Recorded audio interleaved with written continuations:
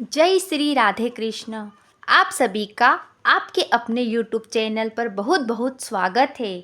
आइए आज जाने कि वर्ष 2024 में भाद्रपद मास के शुक्ल पक्ष की अनंत चतुर्दशी का व्रत कब धारण किया जाएगा और रोट चौदस की कथा व महत्व के बारे में आज बात करेंगे। आप सभी भक्तों को अनंत चतुर्दशी की ढेर सारी शुभकामनाएं। भगवान अनंत की कृपा से आपके जीवन में सुख और समृद्धि आए। भगवान विष्णु के अनंत स्वरूप की पूजा भाद्रपद मास के शुक्ल पक्ष की चतुर्दशी तिथि को की जाती है। एक समय की बात है, एक गांव में एक साहूकार और उसकी पत्नी रहते थे। उनके एक बेटा और एक बहू थी। साहूकार का बेटा धन कमाने विदेश जाता है।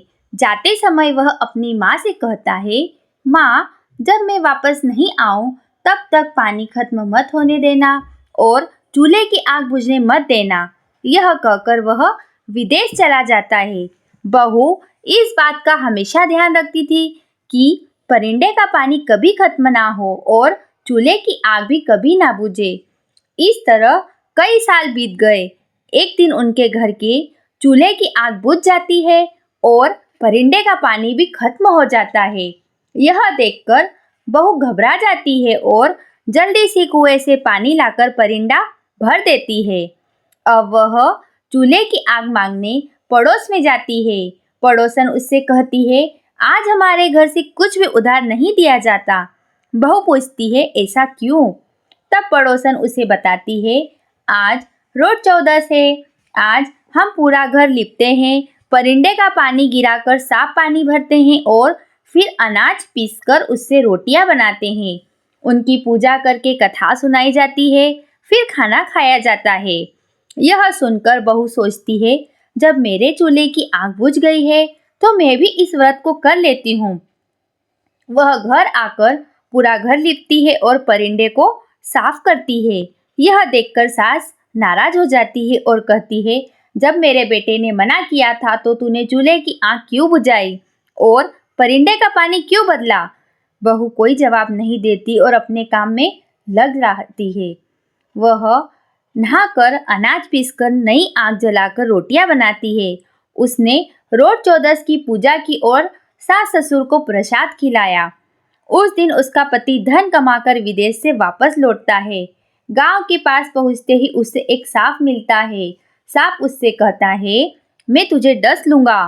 वह जवाब देता है, मैं कई सालों बाद अपने घर जा रहा हूँ, मुझे अपने बूढ़े माँ बाप से मिलने दे, फिर रात को तू मेरे घर आना। मैं अपनी पत्नी की चोटी पलंग से लटका कर रखूंगा, उस पर चढ़ जाना और मुझे डस लेना।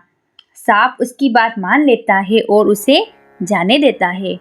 अब वह घर पहुंचकर खाना खाता है और सोने चला जाता है। उसकी पत्नी थकी हुई थी और रोट चौदस की पूजा करके सो जाती है। आधी रात को सांप आता है और बहू की चोटी से ऊपर चढ़ने लगता है। तभी रोटियां में समाहित देवता अलग अलग हथियारों का रूप धर कर लेते हैं। कोई तलवार, कोई ढाल, कोई कटार बनकर सांप पर वार करते हैं और उसे मारकर ढक देते हैं। यह देखकर बहू का पति निश्चित हो जाता है और सो जाता है।